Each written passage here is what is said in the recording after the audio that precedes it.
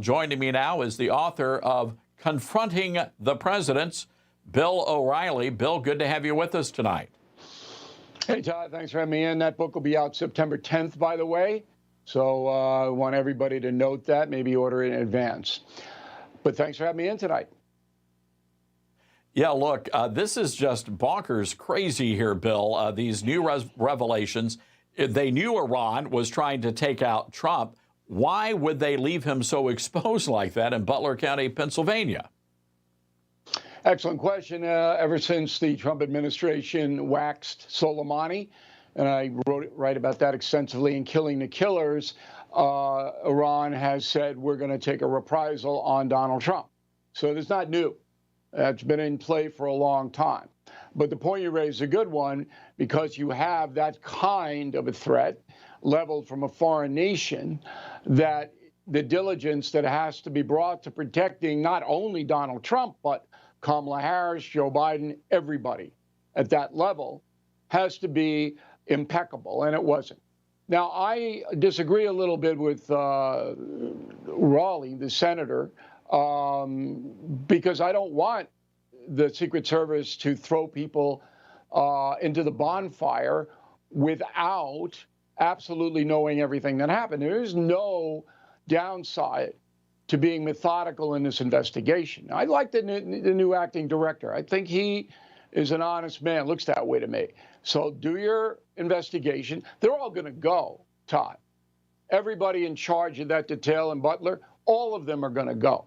It's just a matter of when. Sure. But to browbeat the guy because he hasn't done it yet, I don't know if that's fair. So Bill, you've written a lot of books about this. You've covered Kennedy, the attempt on Ronald Reagan. Where does the starting point need to be for this joint task force that's being put together to investigate all of this? Well, it's not really about the guy who did it, the 20-year-old, because he was like all the others. They all have two things in common. They're all mentally ill, and we go back to Abraham Lincoln and John Wilkes Booth with this, okay? And they're all angry, in a rage. And the combination of that rage and mental illness drives these people to kill, assassinate politicians. We got Lincoln, we got Garfield, we got McKinley, we got Teddy Roosevelt, who was almost killed, shot in the chest. We got Reagan, just barely survived, JFK, and now Trump, and Gerald Ford. One of the Manson family people tried to kill him, and it was very close. They're all the same. But now, in this age of destructive weaponry and overseas threats, terrorism, so the Secret Service has to really up its game. And obviously, this under Kimberly Cheadle, who I believe was a DEI hire, I believe she got that job because she's a woman. I could be wrong on that, but that's what it looks like to me. She did not distinguish herself in any way that I can see in her prior Secret Service duties. So why was she the director?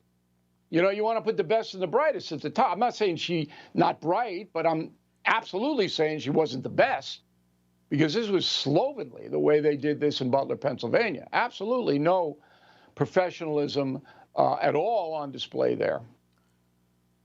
Well, this is an opportunity for Congress to put politics aside. We've got to get to the bottom of this, and we got to make sure that our people are protected. We can't have everybody. Nobody's objecting to this, but they're going to zero in on the Secret Service rather than the assassin, attempted assassin.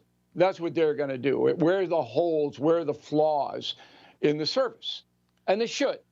But if anybody's expecting a magic wand, Todd, you know what the bureaucracy in Washington is like. Takes forever, and at the end they'll say, well, X, Y, and Z should have happened, blah, blah, blah. So, but, you know, look, it's disturbing. All Americans should be very disturbed by what happened, and I'm sure most are. All right, I want to get your take on this MSNBC. They're really upset at J.D. Vance. You know, this guy used to be like the darling back when he wrote Hillbilly Elegy, but when he went into politics, well, you know, they did an about-face. Let's listen as this MSNBC guest claims that J.D. Vance wanting more children actually makes this guy a racist. This is this natalism that comes from an authoritarian playbook, right? That there need to be more white children, right? That's the idea that there's, this is about great replacement theory, racism, right? This is what this is. So don't misunderstand it for him wanting more children. He wants a certain kind of, racist thing. So I would say, yeah, it's certainly true. And attacking people for not having children is really cruel. Right, because some people can't have children, some people, want to have children, and can't, miss the window. Okay, Bill, for the record here, he's married to an Indian American. These are biracial children we're talking about. Well, I equate MSNBC with the cartoon channel, and I'm not saying that facetiously. It's ridiculous, no. Right? So I want to know who's watching that. What kind of a person, it's so irrational. How does that woman know what's in J.D. Vance's mind? He never said he wanted white children. As you pointed out, if he wanted white children, he would have married a white woman. So, but who's watching? Not many people watch MSNBC. But who are they? It's almost like a cult. It's almost like Jonestown.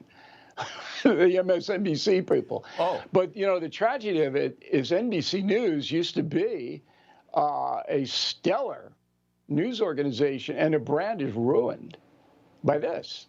It's terrible. Hey, Bill, I don't know if you heard the opening monologue. I've got to get your take on white dudes for Kamala Harris. A lot of guys sporting the man buns in that group. Yeah, I have a man bun. No, I don't. I wouldn't know how to do that anyway.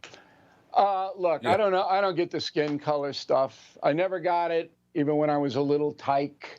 I never got the skin color. So you're a white dude, so what?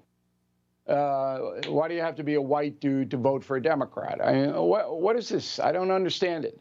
Anybody who peddles this skin color stuff, this pigmentation stuff, is a blanket moron, Todd. Can I make it any clearer than that?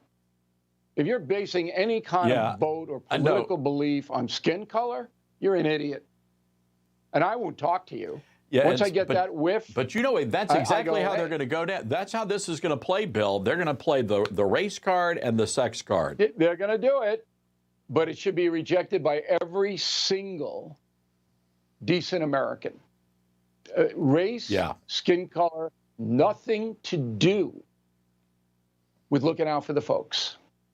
Nothing. All right, Bill, before we let you go, again, the new book, when is it coming out?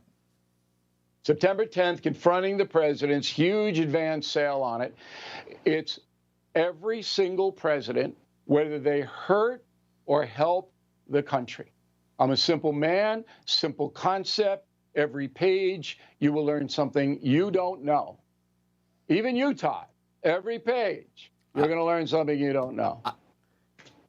I'm going to add it to. I've got a Bill O'Reilly section in my library at home, so I'll be sure to add that one to the collection. All right, that's right. Bill, always appreciate you. Thanks for joining us. Thanks for having me in.